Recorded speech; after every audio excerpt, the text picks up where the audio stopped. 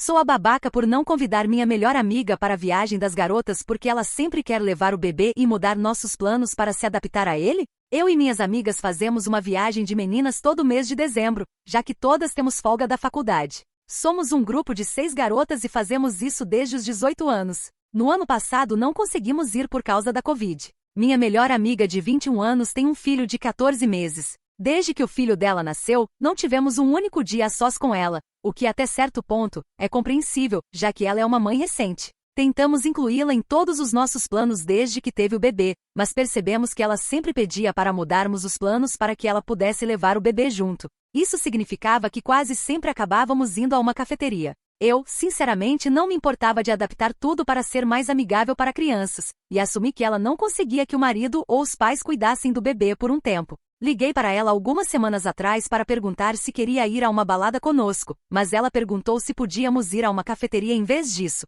para poder levar o bebê. Perguntei se não havia ninguém que pudesse cuidar do bebê. Ela mora com o marido, que trabalha de casa, e com os sogros, mas respondeu que sentiria uma culpa materna absurda se fosse a uma balada e deixasse o bebê em casa. Eu disse que entendia, mas que realmente precisava sair à noite, e que poderíamos tomar um café no dia seguinte. No dia seguinte, ela me mandou uma mensagem perguntando por que eu tinha tanto problema com a presença do filho dela. Fiquei perplexa porque sou justamente quem vive mudando os planos para acomodar o bebê dela, e só pedi compreensão por uma noite. Eu realmente precisava sair e não queria estar em uma cafeteria. Ela parecia irritada com a minha justificativa, mas deixou por isso mesmo. Agora a viagem das garotas está chegando, será na próxima semana. Eu realmente não a avisei sobre a viagem porque sabia que ela não viria sozinha, mas ela ouviu falar da viagem por outra amiga. Ela perguntou brincando por que eu não a convidei, e eu apenas fiz sem graça porque fiquei desconfortável. Disse que ela era bem-vinda como sempre, e que eu adoraria que ela fosse. Achei que essa ligação significava que ela iria sozinha.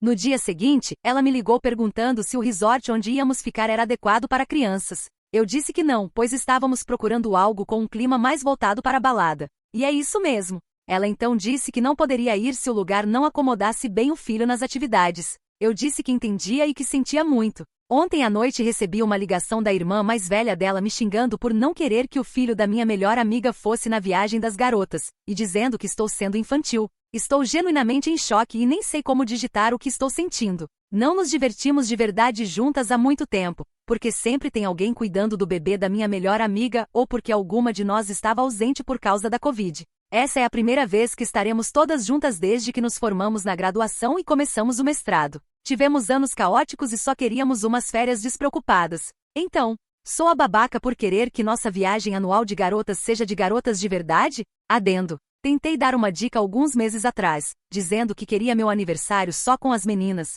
mas ela deu risada e fez piada dizendo que ela e o filho são grudados e que ela não poderia deixá-lo. Perguntou se dava para minimizar o álcool na comemoração para que ela pudesse levar o filho. Comentário mais relevante. Você não é a babaca. Isso vai nos dois sentidos. Você faz esforço para acomodar as necessidades dela. Ela faz algum esforço para acomodar as suas? Ela é mãe agora, então é natural que o filho seja prioridade. Mas você a cortou quando ela engravidou? Não. Você a cortou depois da terceira vez? Pelo que descreve, foram várias. Ela pediu que você mudasse seus desejos para se ajustar às necessidades dela. E você mudou. Você simplesmente não a convidou para as férias? Pelo que parece, não. Parece que você estendeu o convite e ela recusou. E mesmo assim, ela ficou incomodada com o que você decidiu fazer no seu tempo. Se ela não quer contratar alguém para cuidar da criança, isso não é culpa sua. Vocês têm vidas diferentes, e nem todas as interações sociais precisam envolver todos.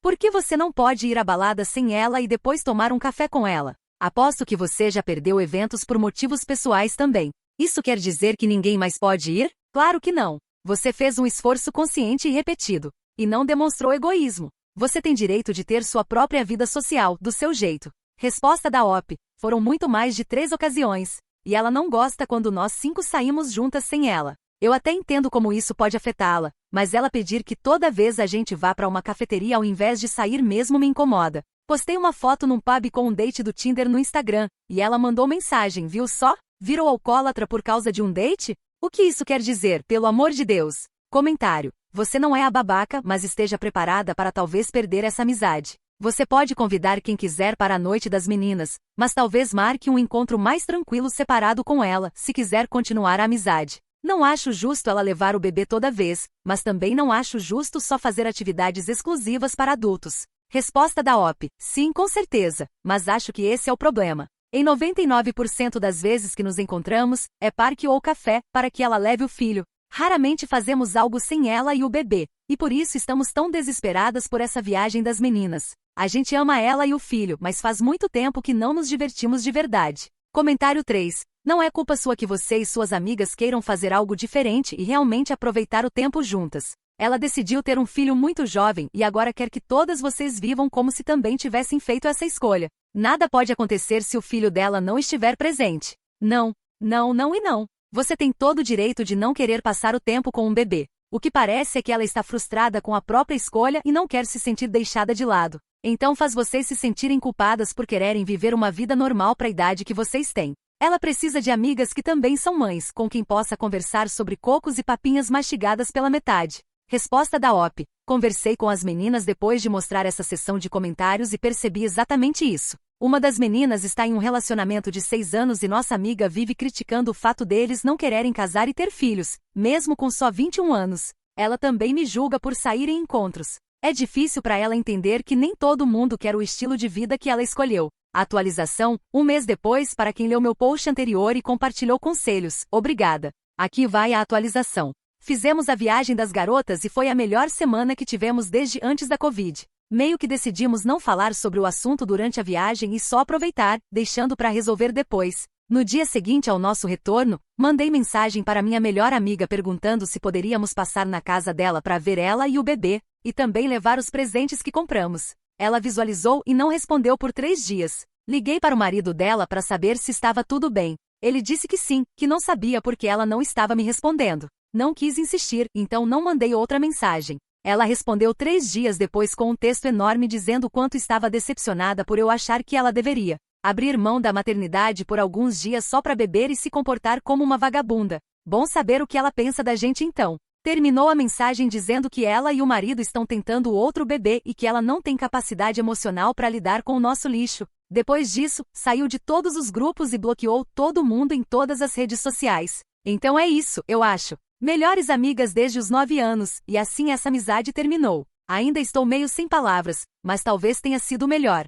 Espero um dia conseguir ver o lado bom disso. Muito obrigada a todos que responderam, e feliz ano novo para todo mundo. Comentário relevante. A maioria das pessoas se afasta das amizades da infância, e às vezes isso acontece de forma abrupta. Ela escolheu ter um filho muito jovem, isso muda a vida, e é normal que ela esteja abrindo mão de experiências típicas dos 20 e poucos anos. O problema é que ela esperava que todo o grupo de amigas abrisse mão das mesmas coisas para se adaptar a ela, e reagiu com frieza quando vocês continuaram vivendo suas vidas como qualquer jovem normal. Parece que vocês fizeram muitas concessões por ela nos últimos 2 anos, e se ela não consegue valorizar isso, talvez vocês estejam melhor sem essa amizade. Resposta da OP a quem sugeriu que ela talvez estivesse num relacionamento abusivo. Só para esclarecer, conhecemos bem o marido dela e somos amigos dele. Ele já entrou em contato várias vezes oferecendo pagar um spa ou algo do tipo para que ela pudesse sair um pouco, mas ela briga e diz que não quer se afastar do bebê. Ela nem deixa o marido sair com o filho sozinho. Ele é mais velho, e ela é dona de casa por escolha. Vive dizendo o quanto tem sorte por estar casada com um homem que provê, e permite que ela seja mãe em tempo integral. Muita gente pensa como você, mas sinceramente, não acho que ela esteja sendo influenciada por ninguém. Ela acredita de verdade que ser mãe significa estar com o filho 24 horas por dia. Já mencionei isso em outro comentário. Ela critica outras mães, qualquer mãe que sai de casa sem o bebê. É contra mandar o filho para creche ou escola nos primeiros anos porque não vai estar pronta para deixá-lo ir. Ela tem uma visão extremamente limitada do que é a maternidade, e não acho que alguém vá mudar isso. Os sogros sempre se oferecem para cuidar do bebê e dizem para ela sair, ter um encontro com o marido, fazer algo por ela mesma, mas ela recusa. Ela não acha que exista alguém bom o suficiente para cuidar do filho dela. Nem a própria mãe dela jamais ficou sozinha com o neto. Ela me bloqueou em tudo, mas não bloqueou minha memória. E sinceramente, acho que nunca bloqueou nem mesmo a própria arrogância. Depois de anos de amizade, ela saiu da minha vida como se eu fosse descartável. Como se nossa história tivesse sido uma fase vergonhosa que ela precisava pagar para poder sustentar essa fantasia que ela criou de mãe perfeita. Esposa devota e mártir incompreendida. Mas eu estava lá. Eu vi de perto. Eu segurei a mão dela quando o teste deu positivo. Eu ajudei a escolher o nome do bebê. Eu estive no chá de bebê quando metade da família dela inventou desculpas para não ir. Eu assisti calada, enquanto ela se transformava em alguém irreconhecível.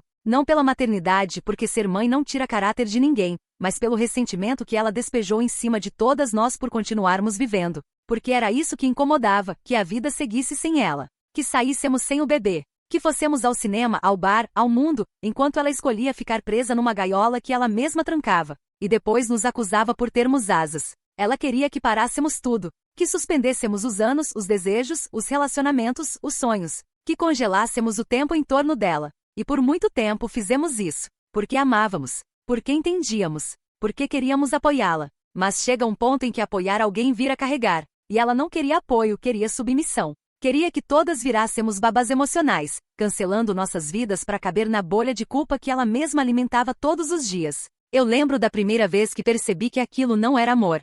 Foi no meu aniversário, quando ela apareceu com o bebê e virou os olhos porque eu pedi para colocarmos música. Disse que estava muito alto, que o bebê estava cansado, que talvez fosse melhor todos tomarmos suco no lugar de vinho. Só por respeito, ela disse. Mas não era sobre respeito. Era sobre controle. E ninguém percebeu, ou fingiu não perceber, porque ela disfarçava o autoritarismo com doçura. E quando tentávamos contrariar, ela se magoava. E nós, como boas amigas, sediamos. Agora entendo. Ela nunca quis dividir a maternidade com ninguém. Nem com o pai do bebê, nem com os avós, nem com ninguém. Porque ser a única cuidadora dava a ela o direito de exigir um mundo em troca. Um mundo que girasse em torno dela. E quando a gente se recusava a fazer esse giro, virávamos egoístas, imaturas, vagabundas. Como ela escreveu na mensagem final. Mas sabe o que mais me revolta? É que ela sempre foi assim. Sempre. A diferença é que, antes do bebê, ela manipulava de outras formas. Fazia chantagem emocional, competia silenciosamente e jogava amiga contra amiga com sorrisos e frases passivo-agressivas.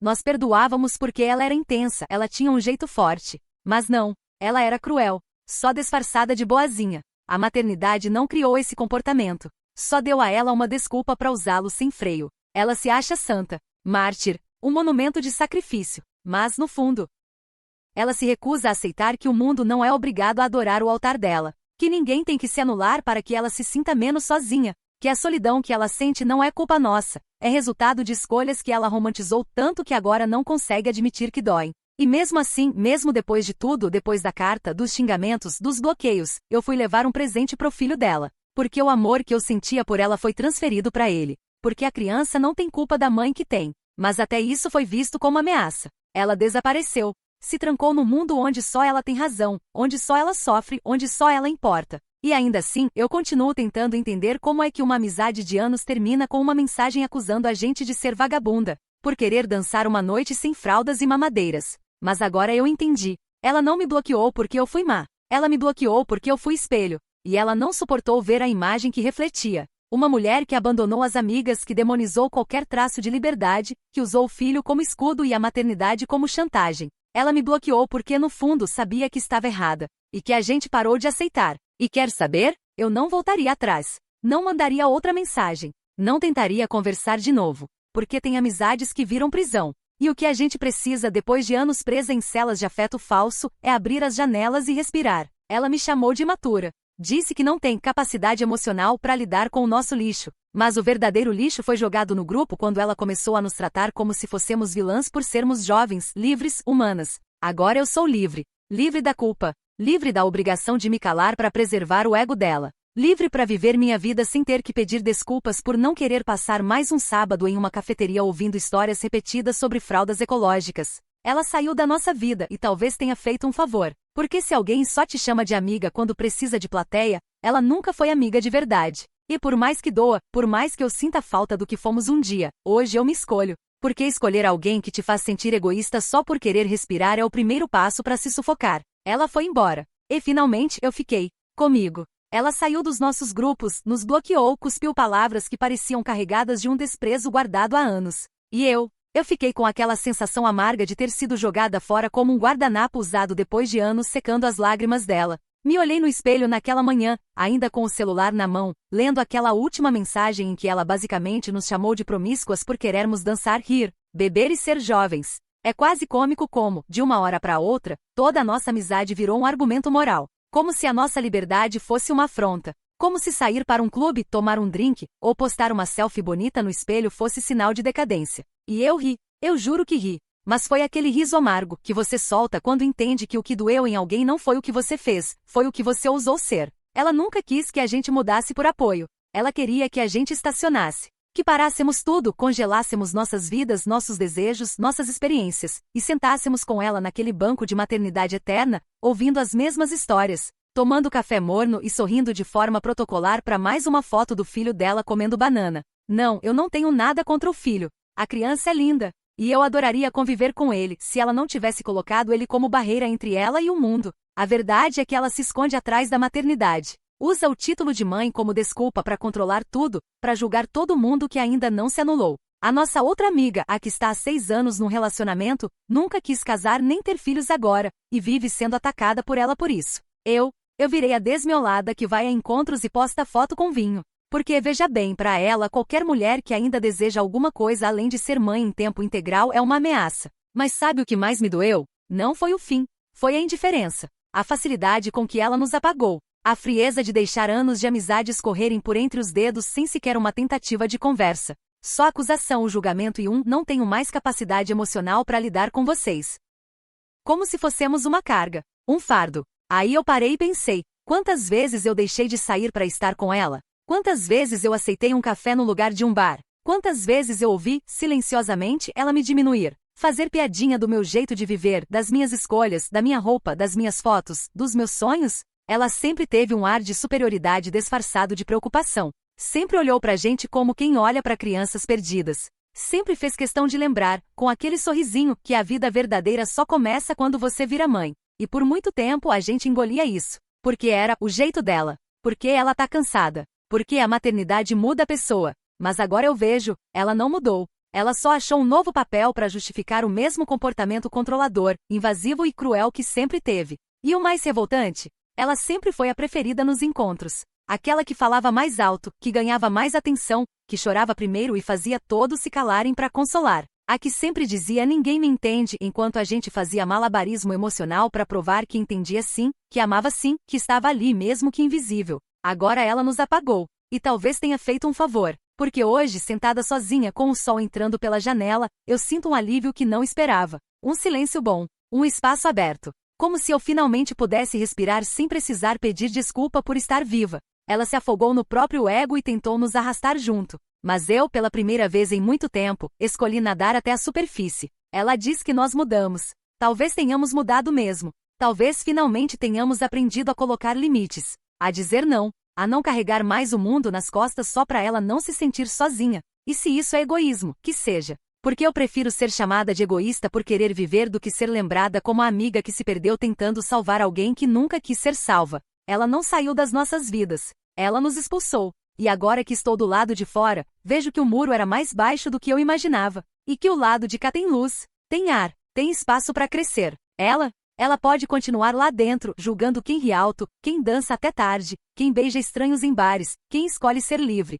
Mas eu continuo aqui. De pé, com raiva sim, com mágoa também. Mas acima de tudo, com a certeza de que não sou mais um adereço na narrativa de ninguém. Ela perdeu amigas. E a gente se livrou de uma prisão. Doía mais do que eu queria admitir. Não por ela ter ido embora. Mas porque no fundo eu achava que ela me conhecia. Que depois de anos de confidências, viagens, choros e risos, ela saberia, ao menos, diferenciar uma traição de um limite. Mas não. Bastou um não. Um único não para a viagem, para mais um café onde ela pudesse falar por horas do bebê, do marido, das mamadeiras, para eu virar a egoísta. A ingrata. A vagabunda de balada, como ela mesma deixou escapar na mensagem que apagou depois. Engraçado como essas palavras nunca saem por engano. Elas estavam lá, escondidas, prontas para serem vomitadas no primeiro sinal de autonomia minha. Ela nunca quis uma amiga. Ela quis plateia. Alguém que ouvisse, aplaudisse e se curvasse diante da santidade da maternidade que ela construiu como um altar. E a gente por anos aceitou o papel de espectadoras. Por pena, por carinho, por culpa. Porque sim, ser mãe é difícil. Mas agora eu entendi, difícil mesmo é lidar com quem acredita que só por ter gerado uma criança, o mundo deve parar de girar. Ela diz que sente culpa materna só de pensar em sair. Mas não sente culpa nenhuma ao nos chamar de irresponsáveis por querermos viver. Gente, ela disse que a gente escolheu beber e ser skunk. Skunk. Essa palavra me atravessou como um tiro. Porque para ela, qualquer mulher que se diverte sem carregar uma criança no colo já é uma ameaça moral. Uma descompensada. Uma perdida. Ela não quer amigas. Ela quer seguidoras. Pessoas que abandonem os próprios desejos para espelhar a vida que ela escolheu, como se a escolha dela fosse a única certa. E quando não seguimos o roteiro? Ataque, desprezo, cancelamento. E o mais revoltante é que mesmo agora, mesmo depois de tudo, eu ainda pensei em mandar mensagem, perguntar se ela estava bem, se precisava de algo, mas me segurei. Porque cansei de ser a amiga que vai os cacos dos outros enquanto os meus cortam meus pés. Cansei de esperar que ela cresça.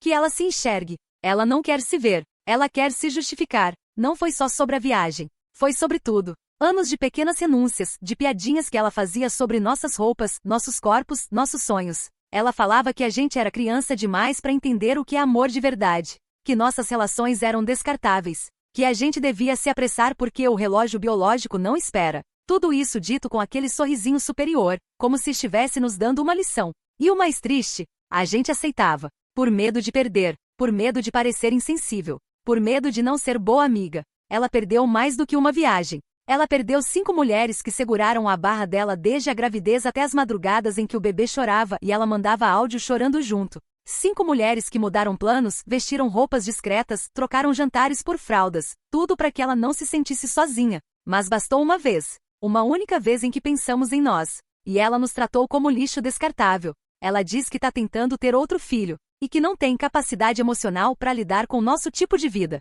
O que ela quis dizer é que ela não suporta ver a gente feliz, livre, sem peso no colo nem nas costas. Porque a verdade, a que ela não quer encarar, é que ninguém obrigou ela a ser mãe aos 21. Ela escolheu. Mas agora quer que o mundo pague o preço junto com ela. E eu não vou mais pagar. A gente cresceu. Cresceu para fora da bolha que ela criou. E dói sim. Dói crescer. Dói deixar para trás quem você amava. Mas dói muito mais ficar onde você não é respeitada. Hoje, quando acordo e vejo que os grupos seguem em silêncio sem ela, eu sinto falta. Sinto. Mas também sinto paz. Uma paz que eu não lembrava que existia. Paz de não precisar medir palavras. De poder postar uma foto no bar sem ser chamada de alcoólatra. De poder amar, sonhar, transar, rir alto, ser quem sou, sem ter que prestar contas a quem me reduz. Ela pode continuar acreditando que a vida dela é o único modelo aceitável. Mas agora, ela vai ter que acreditar nisso sem mim. Sem a gente. Porque eu não sou o apoio de palco de ninguém. E se ser amiga é viver eternamente sob julgamento, então que me chamem de traidora.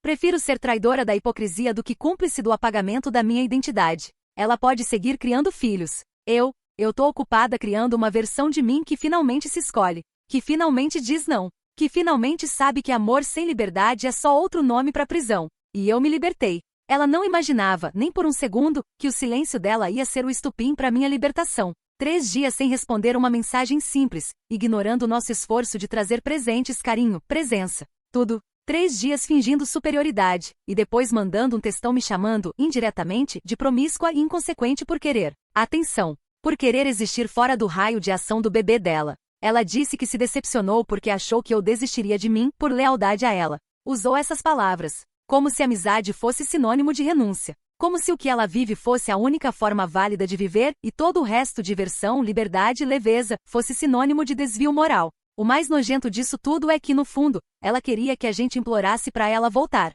Que a gente dissesse, tudo bem, traz o bebê, a gente cancela o resort, troca o clube por um piquenique infantil, vamos fazer esse sacrifício em nome da amizade. Ela achou que a chantagem emocional ia nos dobrar como sempre fez. Mas não. O que ela nunca entendeu é que a gente passou a vida inteira tentando acolher o desconforto dela com bebidas, com decotes, com conversas sobre sexo, acolher os ciúmes doentios, o julgamento disfarçado de conselho, as indiretas cortantes. E durante anos, fomos nos encolhendo para caber no espaço que ela achava aceitável para mulheres da nossa idade. Ela precisava ser o centro. Se não fosse a vida dela o assunto principal, ela dava um jeito de desqualificar a nossa. Se a gente falava de trabalho, ela dizia que carreira era coisa de quem tinha ego. Se era relacionamento, ela dizia que namoro sem filho é brincadeira. Se era viagem, ela perguntava se valia a pena viver só de fugir. Nada do que a gente fazia era válido se não fosse compatível com o mundo dela. E agora que deixamos de pedir licença, ela surta. Agora que a gente foi, se divertiu, brindou à liberdade, à juventude, aos corpos dançantes. As risadas sem culpa. Agora ela nos chama de fúteis. Ela nos bloqueou em tudo, mas não sem antes se colocar como a mártir. Disse que não tem mais espaço emocional para lidar com a nossa toxicidade. A mesma toxicidade que deu colo para ela na pior fase da depressão pós-parto. Que largou trabalho, aula, consulta, para segurar o bebê dela enquanto ela chorava no quarto. A mesma toxicidade que fez vaquinha para comprar o berço. que inventou jogos de café da tarde só para ela se sentir incluída. O mais revoltante? Ela sempre soube que tinha opção. O marido implora para ela sair, para ela respirar. Os sogros imploram para cuidar do neto. Mas ela não quer, porque se ela não estiver sofrendo, ela não se sente relevante. Ela se alimenta do cansaço, da culpa, da sensação de sacrifício eterno. E ela queria que a gente vivesse isso com ela. Só que não dá. Eu recusei. A gente recusou. A amizade virou uma penitência. A gente precisava pedir permissão para ser feliz. E não existe amizade real onde você precisa esconder a própria alegria para não ferir o outro. Ela pode chamar de abandono, de traição, de egoísmo. Mas eu chamo de sobrevivência. Eu chamo de reencontro. Porque pela primeira vez em anos eu me olhei no espelho e me reconheci. Não como suporte, não como ombro, não como babá de amiga. Como alguém que tem direito ao prazer, ao descanso, à própria narrativa. Ela quer outro filho agora. E me assusta pensar o quanto esse novo bebê pode virar mais uma âncora para prender qualquer impulso de autonomia que ela tenha sufocado. Porque ela não quer dividir a vida. Ela quer que o mundo pare por ela. E quando não para, ela acusa, cancela, bloqueia. E tudo bem. Ela pode continuar criando as próprias regras. Mas eu não vou mais viver sob elas. A amizade morreu sim. E doeu. Mas não porque ela acabou. Doeu porque eu percebi o quanto me violentei para mantê-la viva. E se essa dor é o preço por me libertar, então que venha com juros. Porque agora eu tô dançando com minhas amigas, de vestido curto e riso largo, sem ninguém perguntando se é apropriado. Tô vivendo amores livres, sem precisar ouvir que tô desperdiçando meus melhores anos. Tô bebendo mojito às 4 da tarde sem ser acusada de vício. Tô livre. Ela nos deixou para trás. Mas fomos nós que seguimos em frente. E isso, eu aprendi, é a verdadeira maturidade. Ela achou que nos apagaria com um bloco, que a ausência dela nos faria implorar por reconciliação, que bastava chamar a gente de cães e mães ruins em potencial para nos desestabilizar. Mas tudo o que ela fez foi acender uma luz brutal sobre a arrogância em que se escondia. E diferente dela, eu não costumo sair pela porta dos fundos sem fechar os assuntos que deixaram rastros. Eu não esqueço as humilhações sutis, os julgamentos travestidos de cuidado, as frases jogadas como sementes que cresciam em silêncio até nos fazerem duvidar da própria liberdade. Ela riu da nossa viagem. Disse que estávamos desesperadas por atenção masculina, como se dançar num bar fosse uma ofensa direta à maternidade dela. Disse que não tínhamos empatia, que mulher de verdade se reconhece nas dores da outra. E foi aí que eu entendi, ela nunca quis empatia. Quis servidão. Eu poderia ter deixado tudo por isso mesmo. Mas ela cruzou a linha no dia em que mandou mensagens para as mães de 2 das meninas do grupo, sim, nossas mães, dizendo que estavam preocupadas com os rumos que suas filhas estavam tomando. Fez isso pelas beiradas como sempre fez, insinuando que as meninas estavam andando com mais influências, que tinha bebidas, homens e comportamentos impróprios. Durante a viagem, ela sabia que algumas mães ainda eram mais conservadoras. Sabia que isso causaria confusão. Mas ela esqueceu que uma das mães trabalha no mesmo hospital que a sogra dela. E foi assim que a verdade escorreu até mim. A mesma sogra que vive implorando para cuidar do neto, mas que é descartada como incapaz por ela. A mesma sogra que ela vive dizendo que não sabe se portar, mas que é quem paga as contas da casa quando o marido atrasa os freelas. Então eu fui justa, cirúrgica. Fiz uma cópia impressa de cada print, cada mensagem, cada fala passivo-agressiva que ela havia deixado registrada nos nossos grupos antigos, incluindo os áudios em que ela reclamava das amigas que querem viver como se fossem solteiras, e em que dizia que a gente não servia nem para ser madrinha do filho dela. Entreguei tudo pessoalmente à sogra. Não com ódio, com precisão. Eu disse, não quero guerra. Só quero que a senhora saiba quem é a pessoa que vive dizendo que ninguém é boa o bastante para cuidar do filho dela. Inclusive a senhora. Ela me olhou em silêncio, mas com olhos que já estavam cansados de fingir que não viam. Dias depois, a bomba explodiu. Não por minha causa, eu só acendi o pavio de uma bomba que ela mesma montou. A sogra tirou o apoio financeiro. O marido, pressionado pelos pais, exigiu que ela começasse terapia e aceitasse, ao menos uma vez por semana, sair de casa sem o filho. Ela gritou, chorou, se trancou no quarto. Disse que ninguém a entendia. Mas o mundo não gira em torno de uma vítima autoimposta. E aí, como última cartada, ela mandou uma mensagem pro meu celular com um número novo. Um texto enorme, cheio de palavras rebuscadas e uma frase final que eu nunca vou esquecer. Espero que você esteja feliz, porque destruiu a única pessoa que realmente se importava com você. Eu olhei aquela frase, respirei fundo, e respondi com exatidão.